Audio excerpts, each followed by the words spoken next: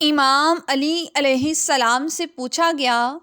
یا علی، وہ کون سا آسان عمل ہے جس سے اللہ انسان کے حسن، دولت، رزق، عزت اور شہرت کو بڑھا دیتا ہے اور تمام انسان اس انسان کی تعریف کرنے لگتے ہیں، اس کی تعظیم کرنے لگتے ہیں؟ جیسے ہی یہ پوچھا گیا تو امام علی علیہ السلام نے فرمایا، میں نے اللہ کے رسول سے سنا کہ جو انسان آئینے کے سامنے کھڑا ہو کر اپنے چہرے کو دیکھ کے اللہ کا شکر ادا کرتا ہے تو اللہ اس انسان سے خوش ہوتا ہے کہ یہ میرا بندہ میری دی ہوئی نعمتوں پہ خوش ہے۔